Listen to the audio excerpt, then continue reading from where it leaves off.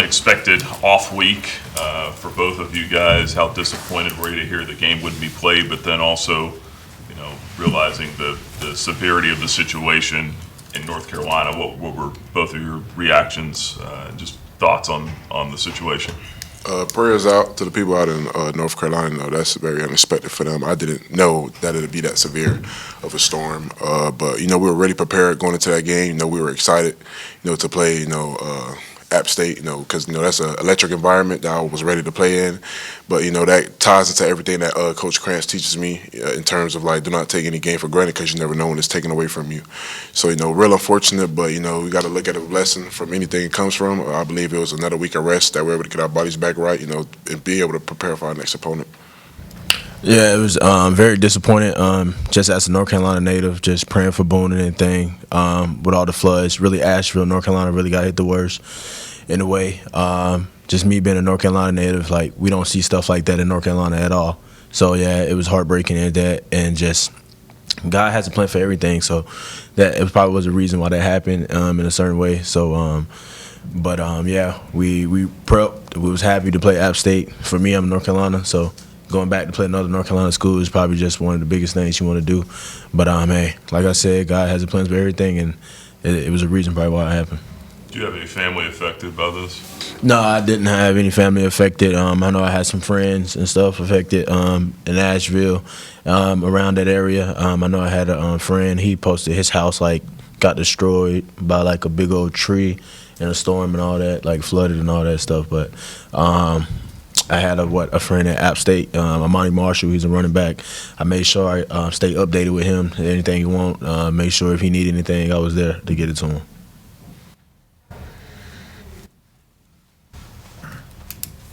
Quinton, talk to me about, and obviously you kind of battled back from injuries to get healthy for the last game.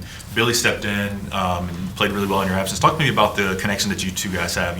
Obviously he replaces you as the B-back a lot. What is it like to have two backs like that can pound the me and Billy connection is real strong. He's we that big brother mentality, honestly.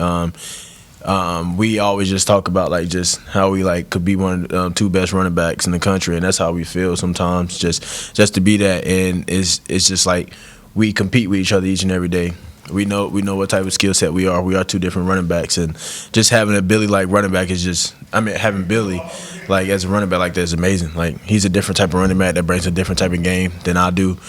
He's more footsy. He's more electric, elusive sometimes, and I'm more of the power back, elusive, and just the run over stuff in most ways. But Billy is good, and that's how it is. And just me battling injuries and him be able to step up in a big role like that is amazing. You always want somebody to have the next man mentality up. So Billy doing that is just great. You guys both had 100 yards against FIU last year. What do you remember about playing against their defense? That was a hard physical defense. Their linebacker group was good last year. They did lose number 10. Number 10, he was one of the best linebackers in the conference last year, but they did gain a good linebacker from Georgia Military, number 6. He's a really good linebacker, but they're a physical group. They did a lot of different stuff.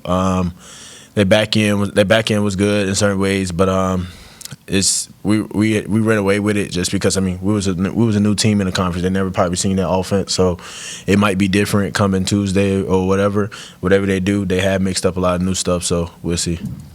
First for Q, then for CJ. Is there a sense of heightened urgency or opportunity knowing that you lost a game and you're only guaranteed 11 of these things now?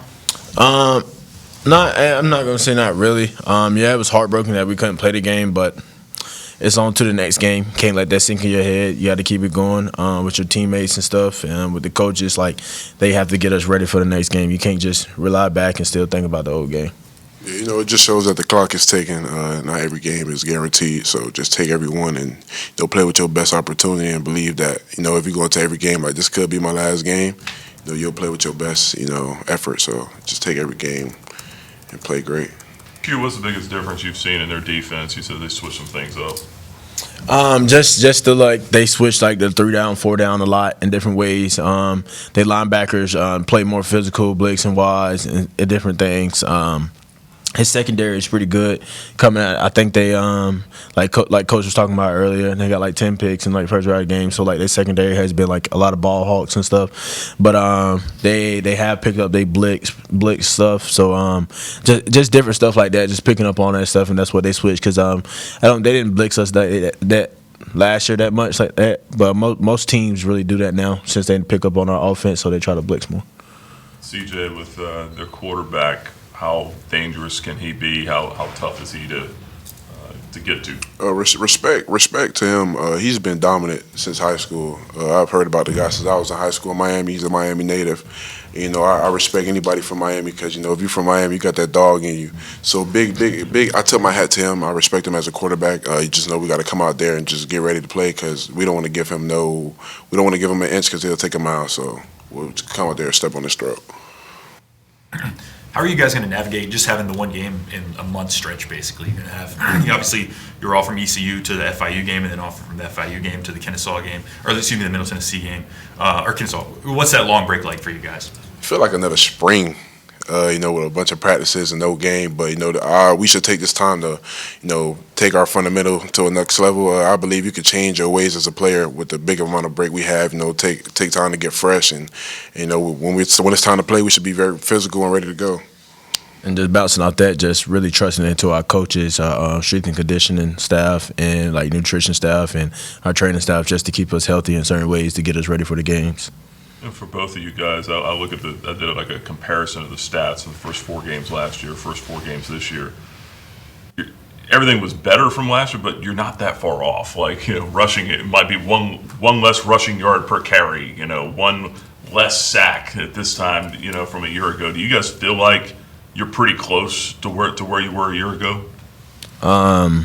Last year is last year to me, honestly.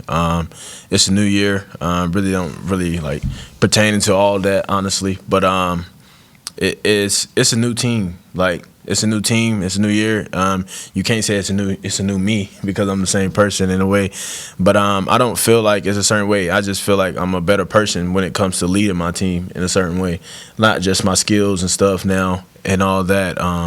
The stacks, it really doesn't matter right now to me. I know that's probably a crazy thing to say right now because like it's my last year and like stacks is probably a big thing to get to the next level, but like that doesn't matter right now. It's a matter about just getting my team ready, the young guys ready, and just people like CJ beside me just to make sure he's ready, also to ball out in a certain way in the game. So like looking at them stacks, I haven't really like tried to notice that or anything, just trying to find my identity with the offense and just to keep us going. Yeah, I try not to get too tied into stats because I remember last year I think I was going to game 4. I only had like 4 tackles. And this time I got like 17, 18. So it's like, you know, in college, it can turn around quick. You can go from having a 1-tackle game to the next game. Now you have 9 tackles. And I believe every game is for a certain group. One game could be for the corners. One game could be for the D-line. I could come in 9 tackles. Next week I got 1 tackle. So, you know, I just like to keep playing because I believe, you know, it's all going to come. It all comes. So I don't usually, you know, get all tied into it for real.